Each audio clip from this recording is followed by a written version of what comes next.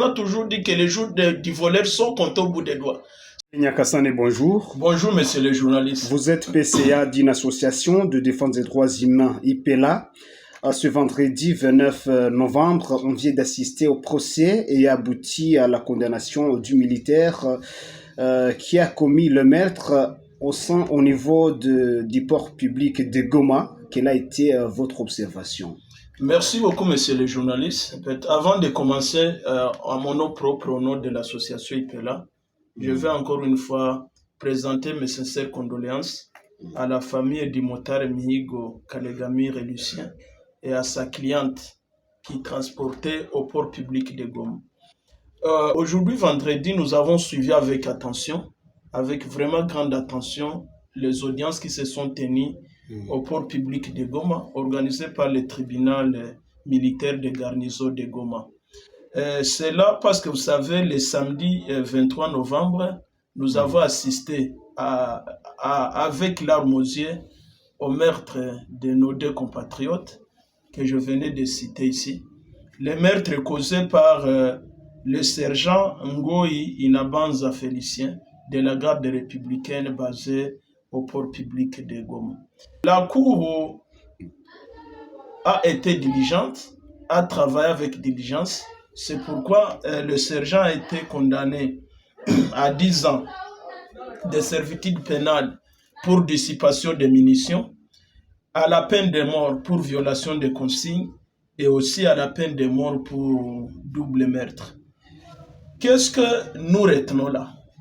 Nous avons aussi retenu que le tribunal a condamné la République comme étant le patron principal de ces militaires à devoir indemniser les familles et à organiser les obsèques sérieuses pour nos deux compatriotes qui ont été sauvagement tués par ce sergent indiscipliné.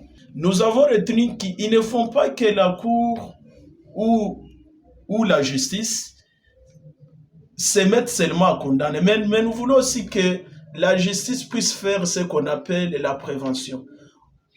Apparemment, nous avons compris que nos militaires ne maîtrisent rien de la loi. Parce que nous avons suivi avec attention les audiences. Même les militaires qui étaient derrière nous dans la salle d'audience, quelque part aussi, ils étaient surpris. Quand on commençait à montrer, voilà, pour tel élément, pour tel acte, ça constitue telle infraction, nous avons compris que nos militaires ne sont pas informés. C'est pourquoi nous demandons qu'il faut qu'il y ait des séances de vulgarisation pour que nos militaires arrivent à comprendre qu'est-ce que la loi et quand est-ce qu'ils doivent être punis conformément à tel acte, tel acte, tel acte. Nous avons des avocats. On peut prendre, ces gens-là organisent des audiences, ils ont des foraines et autre chose. Il faut qu'il y ait des gens, on invite les gens qui doivent les former et leur donner certains éléments, n'infise que des notions préliminaires par rapport à la justice. Mais aussi, la fois passée, nous avons déposé un rapport à la 34e région militaire. Nous avons demandé qu'on insiste vraiment pour que nous ne puissions pas voir des militaires et des policiers en état d'ébriété pendant leur service. On a aujourd'hui toute une nébuleuse de boissons. Des boissons, il y a plus de 100 noms, des boissons fortement alcoolisées et très moins chères, que tout le monde se procure, particulièrement les militaires et les policiers. Et voilà tout ce que ça produit. Vous voyez partout sur des réseaux sociaux, des gens qui filment des hommes en uniforme, en état d'ébriété, des policiers trop ivres, qui ternissent l'image de notre pays. Et je voudrais franchement que notre justice puisse condamner ce genre d'actes qui ternissent l'image de notre pays. Enfin, nous allons demander, parce que nous savons que dans notre pays, des choses traînent. Il y a déjà une semaine que les gens sont morts. On ne fera pas les dés illimités. Il faut déjà aussi que la Cour, là, ayant condamné la République à organiser des obsèques, à prendre en charge ceux qui restent derrière les compatriotes qui viennent de partir, il faudra que cela soit fait avec promptitude pour que nous nous rassurions que nos frères et sœurs, que le motard qui a été tué et sa cliente qui a été tuée sont enterrés en toute dignité. Quels sont les mécanismes de prévention que vous pouvez proposer à l'armée pour que celle-ci puisse mettre fin, n'est-ce pas, à ce genre du comportement de certains militaires? Oui, oui. En fait, je venais de le dire tantôt. Certainement, nous ne manquons pas de féliciter dans les rangs de nos forces armées les militaires qui sont disciplinés, qui se caractérisent par l'ordre, par le respect de la loi. En tout cas, ce sont, les voyants directs des pasteurs. Il y a ces gens-là.